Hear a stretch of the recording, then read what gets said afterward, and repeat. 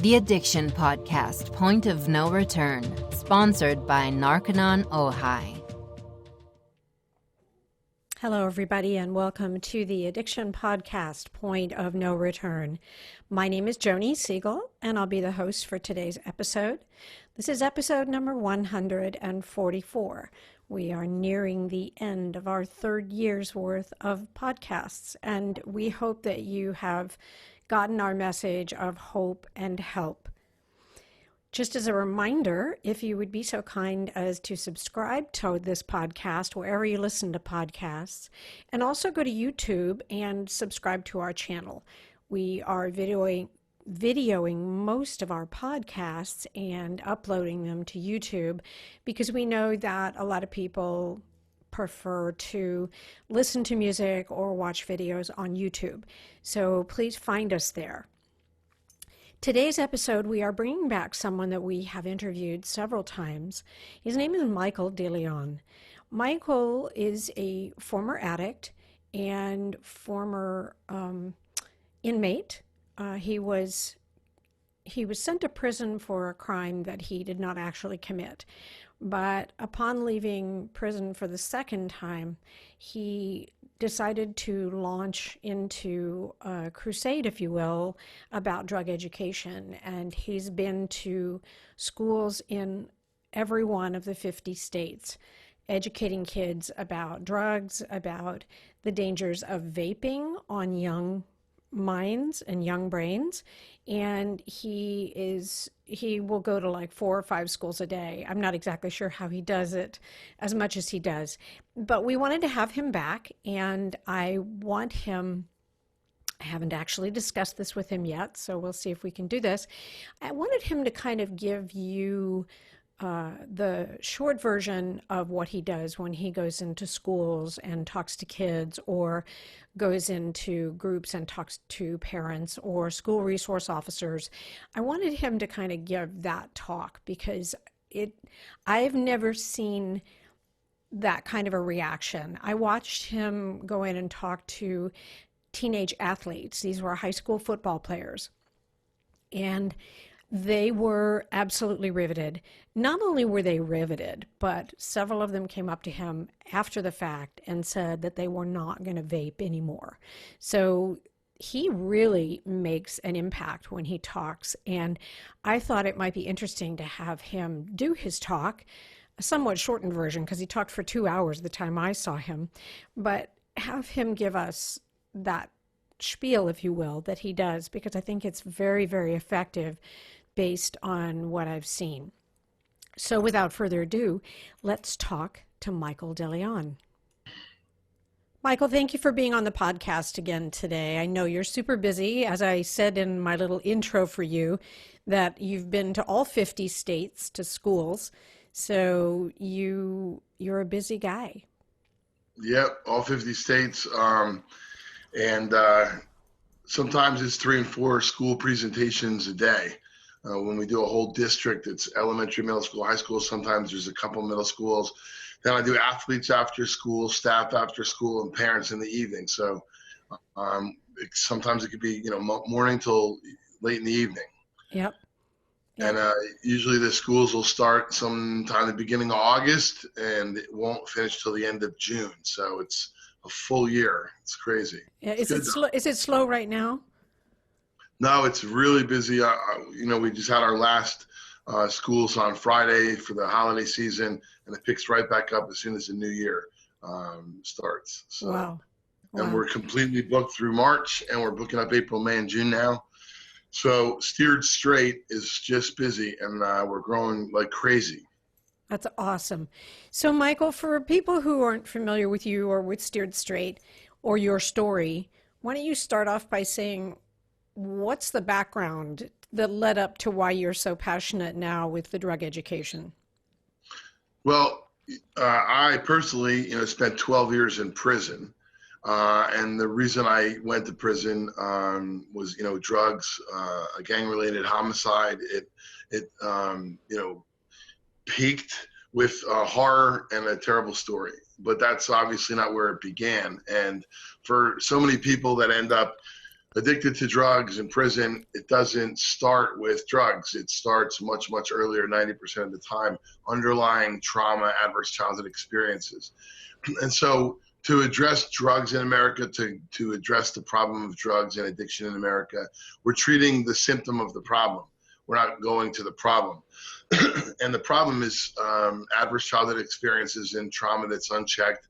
And then drugs and alcohol become a way to self-medicate, to escape, to not feel. And we're not going to the core of the problem. We're just addressing the symptom of the problem. And, you know, in 12 years, you have a lot of time to think. You have a lot of time to really imagine, you know, how I ended up where I ended up. What is it that got me here? And so I wanted to, you know, make a difference. I was involved in a couple different programs. A Scared Straight program in prison led to another kind of program called Project Pride, which was a program where 2 male, 2 female inmates were taken out of prison to schools to talk to students about reality. This is what I did. This is what I got. If you want to follow in my path, this is your inevitable consequences, and this is not what you want. So it wasn't just a cautionary tale, sharing it. It was reality, wearing your prison uniform with the corrections officers behind you. It was really, really surreal. And when I got out of prison, I wanted to continue to do that. I wanted to continue to impact kids. So I started calling some principals and saying, hey, good morning, I just got out of prison. I want to come talk to your children. So I got a lot of dial tones. Who would want the ex-convict to come talk to kids? But in reality, there's no one better. I mean, there's absolutely no one better to come talk to students and children about the consequences of drugs, because, you know, I'm not reading it out of a book. I'm not telling kids, you know, what I heard about, what I lived, and I don't want them to live it. So it took a while, about 3 years, but, you know, I formed Steered Straight, which was different than Scared Straight. I don't think we can scare these kids. We need to steer them towards positive choices. So, you know, I started Steered Straight, and it began in a couple of schools in New Jersey, and now it's turned into becoming the #1 book school presenter in the country. I will have done 708 schools in the year 2019, 708. Wow. And that's not presentations, that's actual schools. So it was over 2,000 presentations, but I've done 708 schools. I did 616 last year. I don't know how many more records I can set, but I'm starting the end of July now in certain states that start back very early in the year. And then depending on the amount of snow, for the Northeast schools, I go until the end of June. So I do a lot of summer schools, and there are year-round schools, Native American communities do schools in July, some camps. So I go all year long. And then throughout the year, wherever I'm in a school district, because that's the key, getting prevention. That's the key, getting to the kids. I also go into jails and prisons. You know, I spent 12 years trying to get out of prison. Now I spend every day trying to get back in. But I bring educational materials into inmates from a Criminon program, which is just an incredible secular program that's showing men and women about ethics and personal responsibility. And the reason I want to do that especially is because 90% of every woman in prison, 80% of every man in prison is a parent. Mom and dad. So who's really affected by the incarceration? Right. So when the parent's incarcerated, that's trauma on the kid, no matter if it's maternal or paternal, if it's both parents, if the kid has relatives in their life that are supporting and taking care of them, if, you know, the kid's an infant, you know, an adolescent, a young adult, there's trauma. And many times that trauma of parental incarceration, kids medicate themselves or calm themselves or, you know, escape by using drugs and alcohol. Then you have the contributing factor of maybe genetic predisposition to addiction. or that generational addiction. If parents have been using drugs, behavior is learned. So many times kids start using drugs and alcohol because that's what they've learned, that's what they've saw. Right. And you would Hey, think, hey, Michael, I want to interrupt you just for a second. Sorry. I know you're on a roll. no, you're good. Did you get clean and sober in prison? So I went to prison twice. It was a 5-year sentence and it was a 7-year sentence. So both times I was locked up. That day I got incarcerated was the last day I used drugs, both times. Okay. When I had come home between the two sentences, it was an accident, a car accident, where a doctor handed me a bottle of 360 80 milligram OxyContin. And that kicked off my addiction again. And so I got clean, stopped using drugs the day I went back into prison both times. So the last time was, the year 2000 when I went back to prison, and I haven't used drugs since then. So that time when you left prison, you didn't relapse. And what was your point of no return, if you will? Like, why didn't you relapse after the second one? What happened? Well, it was a spiritual awakening. It was the realization early on in that second prison sentence that how did I end up back here? I mean, how did I pick up and I don't blame the doctor. I mean, that's what they were doing. Opioids were aspirin. Opioids were candy. They were handing it out like candy. And so I should have known better. Yeah, of course the doctor shouldn't have given me such a high amount of drugs, but I knew better. I was the one. It was my life. I knew I was the addict. I couldn't use opioid medication, not in an uncontrolled environment, not taking them home. That just wasn't the best thing, and I knew better. So, I've had two surgeries since I've been home in the last 12 years, and I've gotten opioid medications for both of them, but I use it in a different way. Right. And when people say, they're an opioid addict, they never want to be prescribed opioid medication. That's the stupidest thing I've ever heard in my entire life. If you're in an accident, you have a broken bone, you need painkillers. I'm not saying painkillers are good for me, but I'm going to use them if I need them. I'm just going to use them sparingly, with people supervising me, with my wife holding on to the drugs. With, the last time I had surgery, I called 10 of my friends.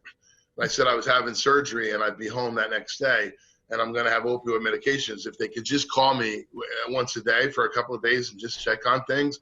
I love accountability. That's what we need to do in our world, personal responsibility. What's going on in America today with addiction is everyone wants to say it's a brain disorder, it's a brain disease, you can't help yourself.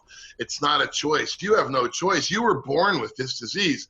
It is the stupidest approach to addiction. That's why we're in the problem that we have right now. And anyone who disagrees, they're very, very uninformed. So that's right. Because if I tell you, Michael, that you have a disease and that you are never going to be cured, then why would your viewpoint be anything other than I might as well continue to use drugs because I'm not going to get better? And I think...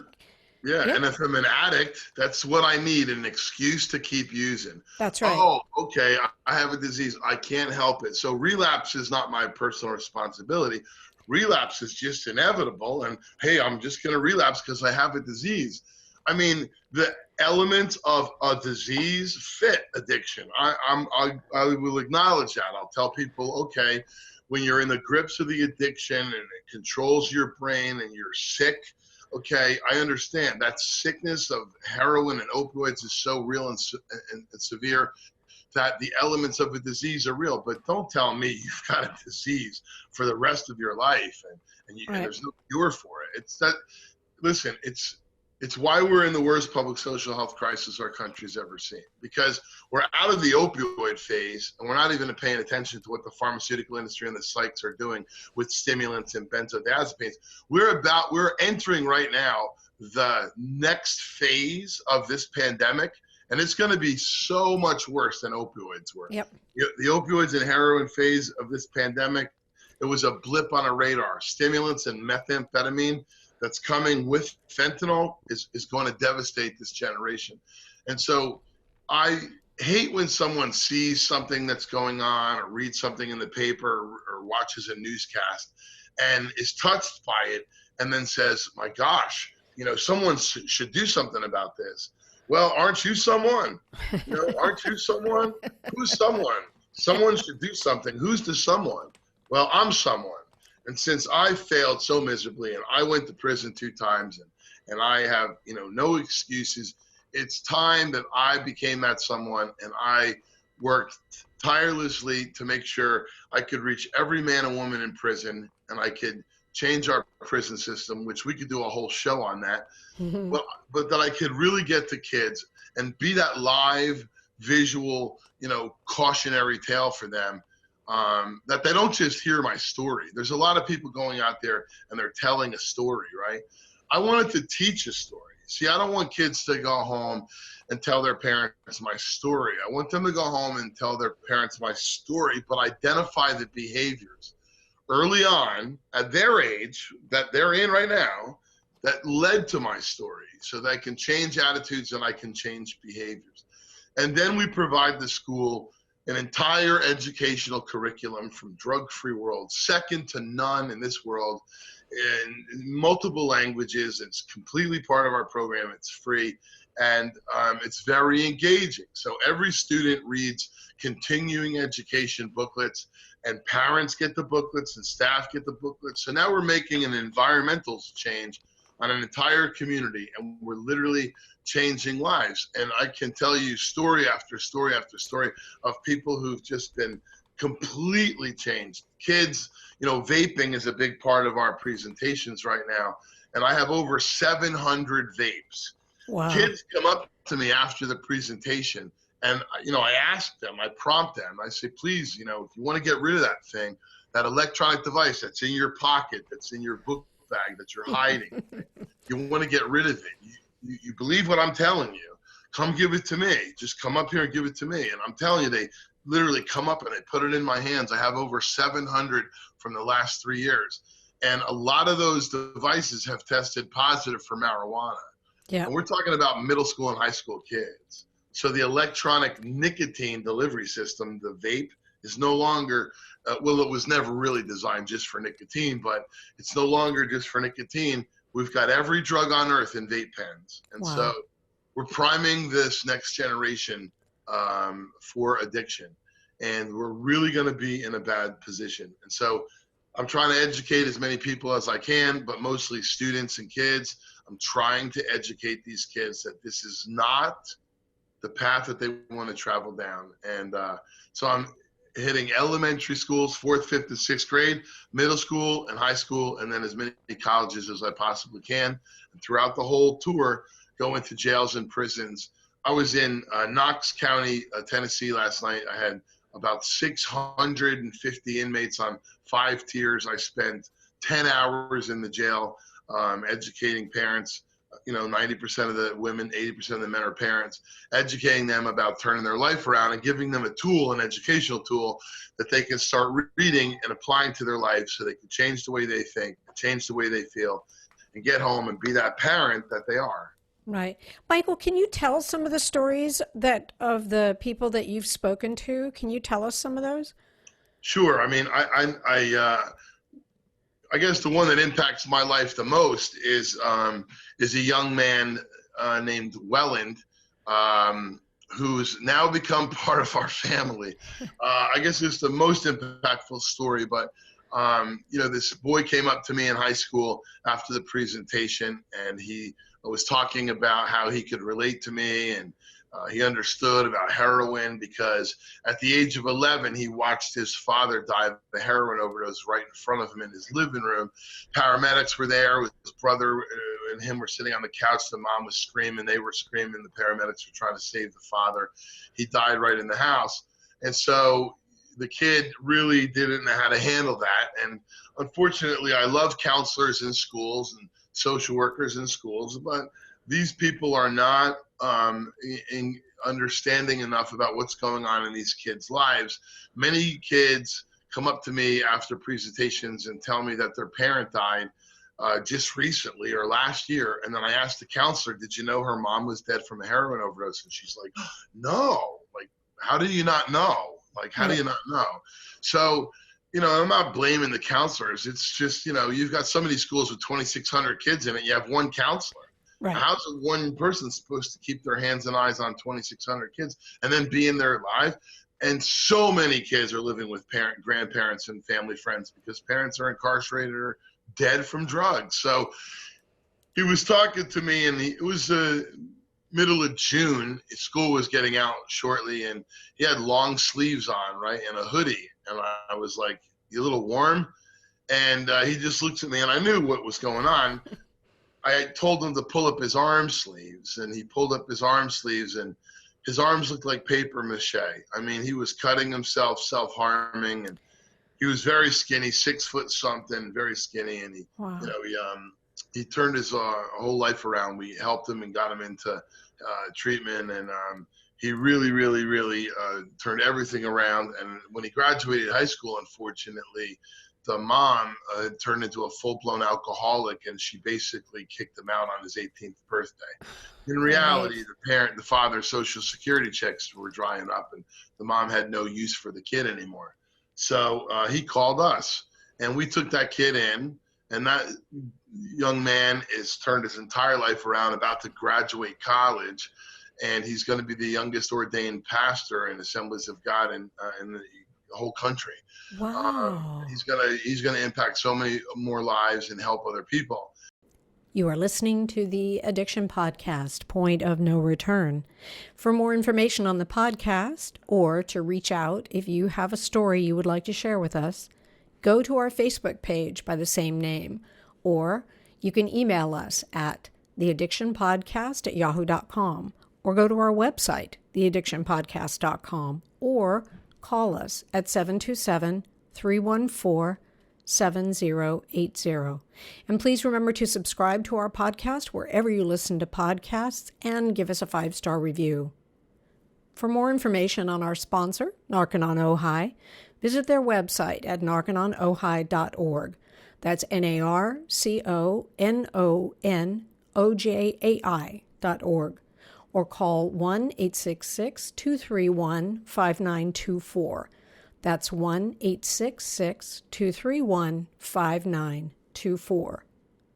Sometimes, the hardest thing about getting someone into recovery is getting them to agree to treatment. Bobby Newman, a certified drug counselor with 30 years experience and an over 85% success rate as an interventionist, has created a series of 12 videos that you can use right now to learn every step to get your loved one to agree to treatment. Call 1-833-918-0008 today and say the word podcast to get a 10% discount. Or go to newmaninterventions.com and type in the word podcast for a 10% discount. This service comes with a free 1-hour consultation with Bobby.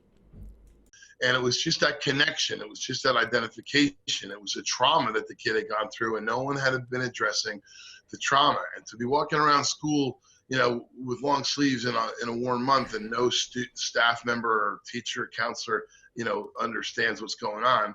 I mean, how come? How come no one knew what was going on? Right. I had another girl come up to me after a presentation, and I give out booklets on drugs. So I give out 3 booklets to every student, one on drugs, one on marijuana specifically, and one on alcohol specifically.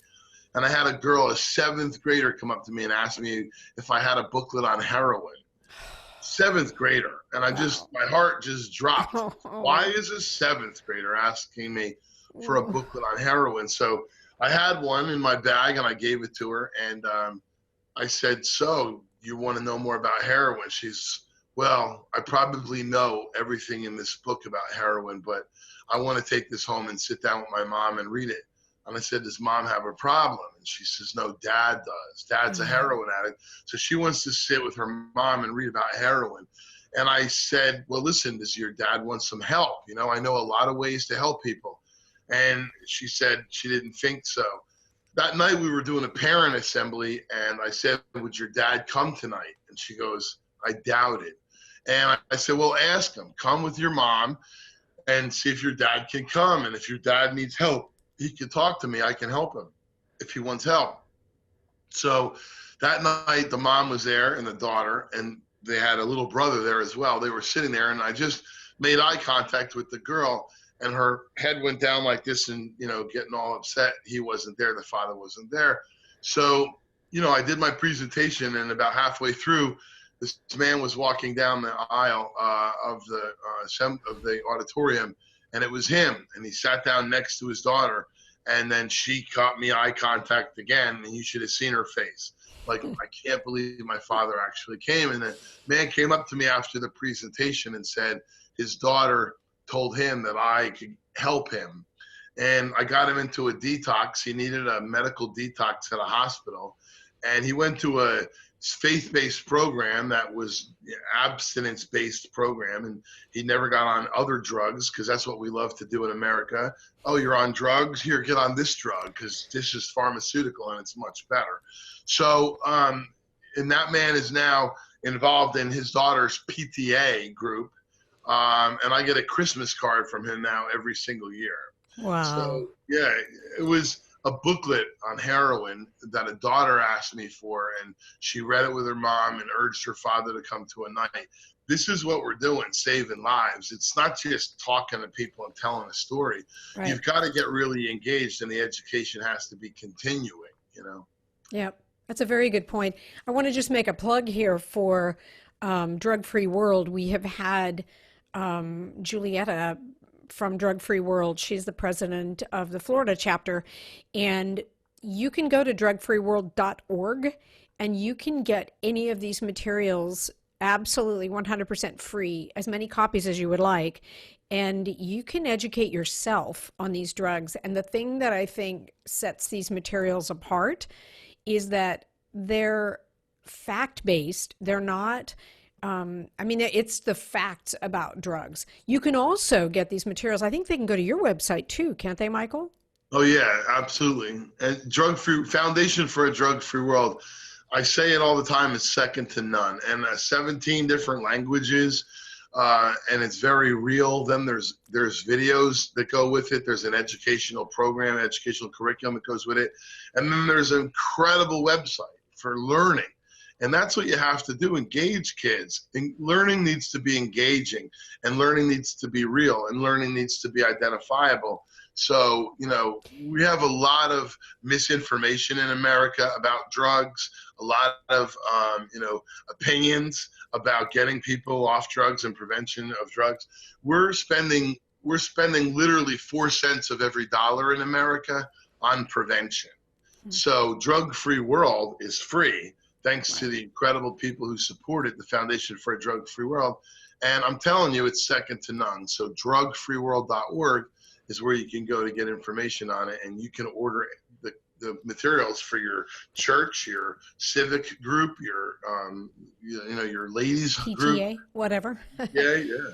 The other thing that learning needs to not be judgmental, and I think that's super important. And I think, just to give you a plug, I think, when you talk, and I happened to be there when you were talking to those football players here in Clearwater, and what you say to people is so real, because you have the history, you have the background. You're not preaching to them, which I think makes a huge difference, especially with kids, because they get preached to by parents and by their, local pastor and by their teacher and by lots of different people. And you don't do that. You have a different approach. And I think it's commendable.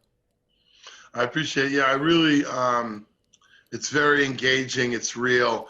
I'm not talking at them. I'm sharing with them the journey, and I hear a lot of people go out and talk to kids in schools, and, they might mention a little bit about their childhood. Oh, I didn't fit in, or all the cliches, I didn't fit in. I felt awkward. I drank, and I was sociable. And sometimes what they're sending to these kids in a message is very dangerous. Mm-hmm. I heard a guy talking recently. He's talking about how awkward he was and how he didn't fit in and how he couldn't talk to girls. And he started drinking, and all of a sudden, and you can see he got animated. Man, I was great. I was dating. All the girls were talking to me. And I'm listening to him like, if I'm a kid in that audience and I'm awkward and I can't talk to girls, but I want to talk to girls, and I just listened to you tell me how alcohol was your gateway into dating, from that point forward, I listened to nothing. And all I've heard is I can drink and I can go talk to girls. Some of the people that are going around this country talking to kids are the most dangerous messengers in the world. And we should never let them talk to kids. And I'm not, sometimes people say I sound, kind of vain and egotistical and, arrogant. I have a gift, okay? I have a gift. And I'm not going to be ashamed of it. I'm not going to be embarrassed about it. I have a gift. I can talk to and engage audiences. That's the gift God gave me. I never heard Michael Jordan apologize for his gift and his ability. I'm not going to. And I'm going to criticize people who are doing it dangerous, because this is just not some job. This is just not some, social event. This is lives we're talking about. When you talk to kids and you're like, yeah, I was a drug addict and I overdosed. I died 3 times. I was brought back from the dead, and now I'm getting my master's degree and my life is perfect. Those kids hear your life is perfect and everything that you went through, oh, I could do that and I'll be fine just like you. I'm telling you, so many people that are out there talking to kids shouldn't be talking to kids. And so I want to prevent them from becoming me. So I'm not going to talk to them about recovery. I'm not going to talk to them about, how great life is. I want them to understand how fortunate I am to have been through it, how very few people get through it. And if you get started, you're not going to end up like me, most likely. You're going to lose your life. You're going to lose your opportunities. You're not going to have the life that you were destined to have because you can't get started with drugs and alcohol. You just can't do it. So, I share the truth with them, and then I give them continuing education so that truth can continue to resonate with their family, with their parents, with their staff, environmentally strategizing, affecting an entire community. Right. And so I just keep going, and I want to give another plug now. I want to give it, if we have any parents who are listening or grandparents, if your child's school has not yet had Michael there to speak, you should go to your school and you should tell them to go to steeredstraight.org and book Michael, like now, because there is no one that does what he does as well as he does it. And that's how you get him. You go to steeredstraight.org and you could tell your school to do that. And that would be a smart thing to do for 2020, is to have Michael DeLeon come to your child's school and give his pitch. Yeah, we have other speakers, much better looking and younger than me, but really engaging, because I teach them to teach their story. I don't want kids to tell their story. I don't want these speakers to tell their story. I want them to teach their story. And then we have all sorts of tools. And I really do believe that we do what no one else does, and we do it better than anyone else, because we don't just focus on that 90 minutes or that hour. We have a complete overall overreaching program for a year, including drug testing. Like this is a drug test that we provide to parents for oral drug testing of nicotine. So many parents believe their kid that they're not using vaping, but nicotine is the precursor to most addiction. And if you hear your kids say they're not vaping, you should test them orally. And these tests are very inexpensive through us, and we provide them to parents. And then we have surface tests that parents can go test their kids' area, little swabs, and they can go in the child's room and they can swab their laptop, they can swab the phone, they can check on this panel. And if the panel turns a certain color, because there's 5 different drug tests, you'll find out that the surface area in your child's room has drugs present. The steering wheel of their car if they're a teenager. These tests are $2.50. Parents do not understand the reality of drug testing as a deterrent, not to catch kids. We've got to deter kids. And drug testing is an amazing deterrent, especially in middle school.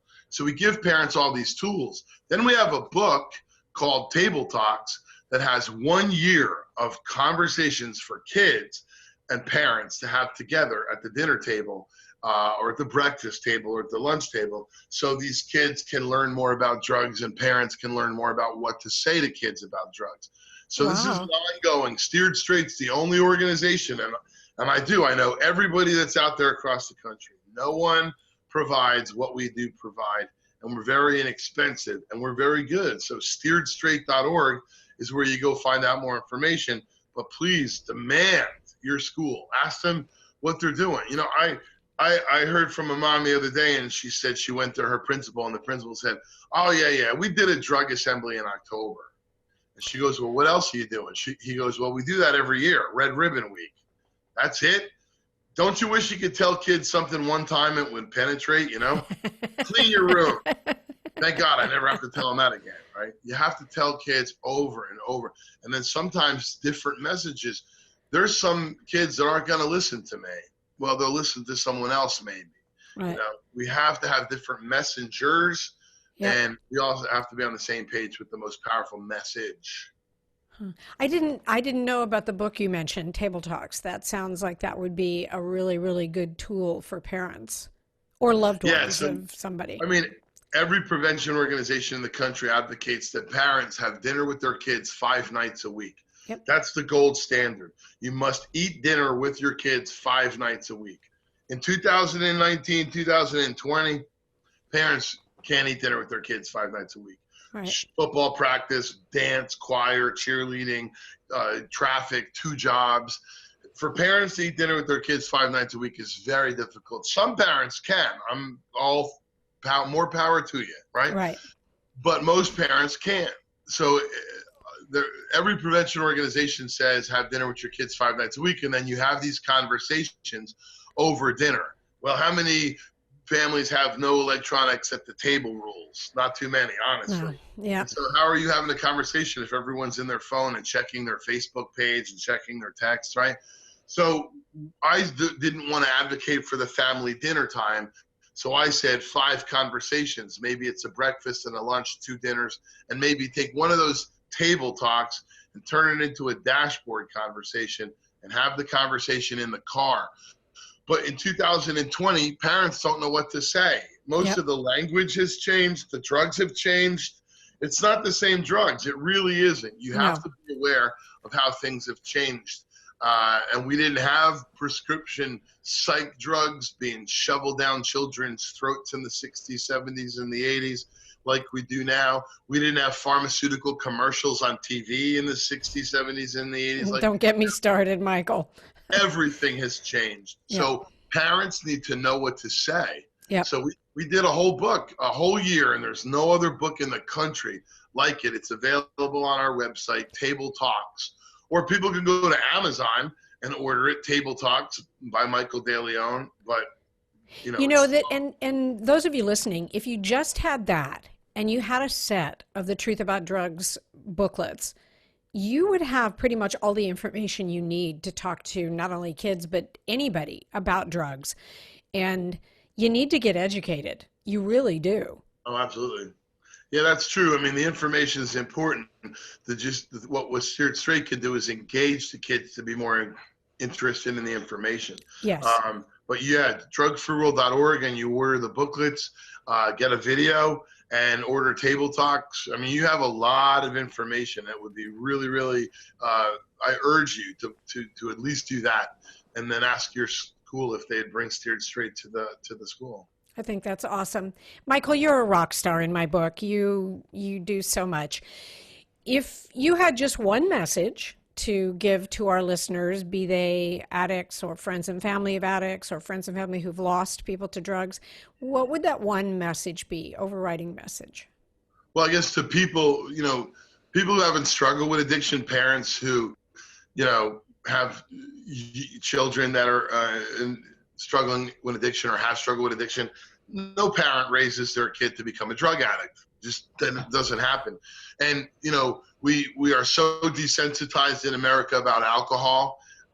where 1 out of 8 Americans are alcoholics. But we celebrate alcohol, right? We celebrate it in every aspect. We celebrate it in football stadiums, on our NASCAR cars. We just celebrate it, right? So a lot of people are having major problems with alcohol, but aren't really addressing that alcohol problem. So alcohol is a definite issue. Then with prescription drugs, there's not that same stigma. So many people are struggling with prescription drug addiction, prescription drug complications, but, oh, my doctor gave it to me.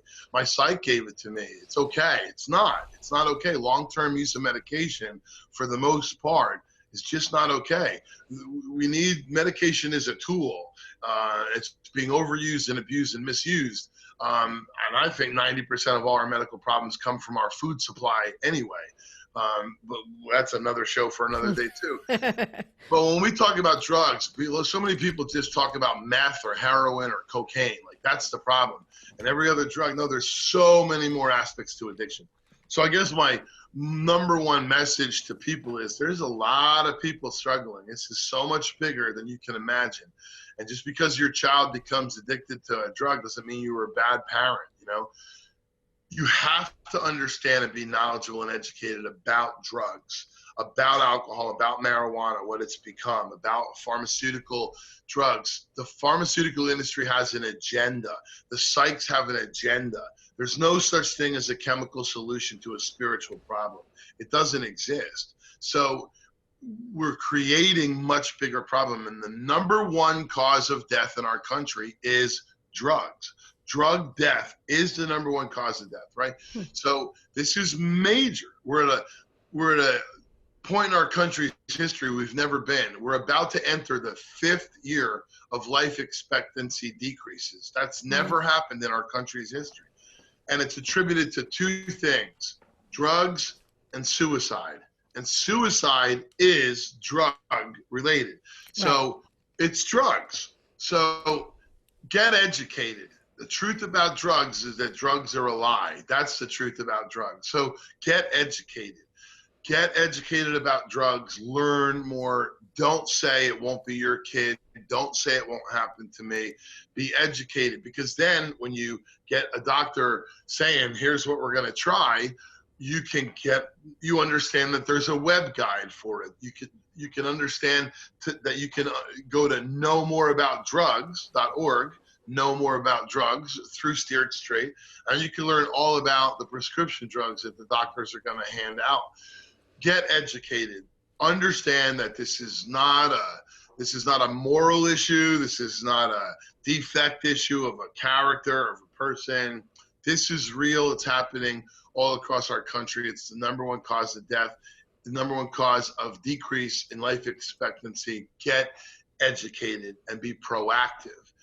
The more you know, the better informed your choices and your decisions are, and the better informed your kids can be through education. So that's my number one thing: get educated. Drug testing is so important with kids as a deterrent, not to catch them on drugs, but as a deterrent to, get involved in drug addiction, because then kids can be accountable. Accountability is great for children and for addicts. Accountability is great. I get drug tested 4 times a year. I never know when I'm getting drug tested. My book says, hey, we want you to get drug tested. We know you're in Montana. We found the place where you are. You're free in the afternoon. Go take a drug test. I stay accountable. I'm accountable. So I drug test all my speakers. Steered Straight is honestly one of the best messages and events your school could ever host to your children, and will impact an entire community to get educated.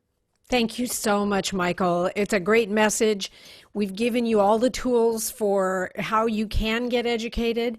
Michael, you're the bomb. We'll have you back, and thank you for everything that you do. Thanks so much. There's not much more I can say. You got the message directly from Michael, and it's the most important message of this podcast today, is to get educated. That's the thing to do. We'll be back again next week, and we will talk to you again. You have been listening to the Addiction Podcast, Point of No Return, sponsored by Narconon Ojai. For more information on Narconon Ojai, call 866-231-5924 or visit www.narcononojai.org. Narconon is a non-12-step rehabilitation program based on the works of L. Ron Hubbard.